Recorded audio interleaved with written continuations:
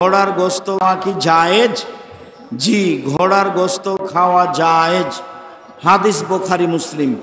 রুচি হলে খাবেন, না হলে খাবেন না। মৃত ব্যক্তির পাশে বসে কোরআন পড়া যাবে কি? জি না, মৃত ব্যক্তির পাশে বসে কোরআন মাজিদ পড়া যাবে না। আরে থামো,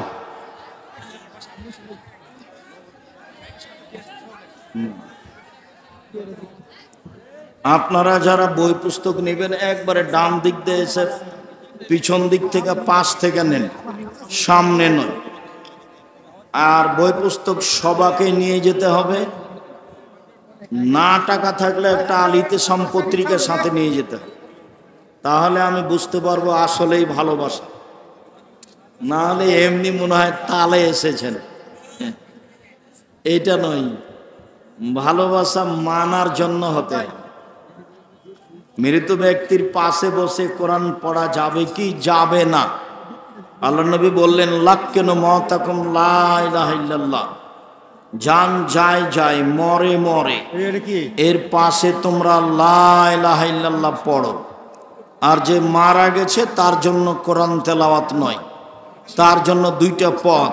একটা হলো মুখে দোয়া, আল্লাহ তাকে মাফ করো, আর একটা হলো দান।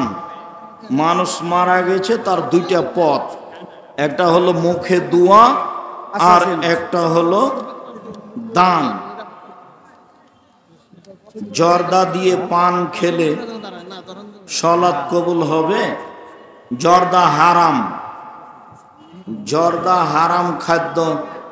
সালাত বলে নয়, কোনো ইবাদত কবুল হবে না।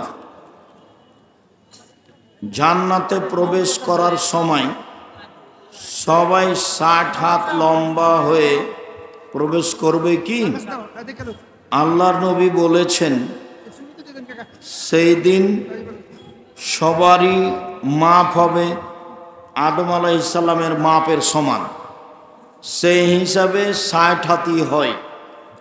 এইটা আপনার চিন্তার কিছু কারণ নেই। বর্তমান সময়ে যুবক যুবতীরা অনলাইনের মাধ্যমে 3 বার কবুল বলে বিয়ে করে।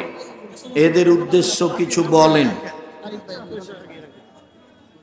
ফোনে অনলাইনে বিবাহ, মেয়ের বাপ যদি উপস্থিত থাকে, 2 জন সাক্ষী থাকে, খুতবা দিয়ে যদি বিবাহ পড়ানো হয় তাহলে বিবাহ জায়েজ। অন্যথায় এটা হলো জেনা।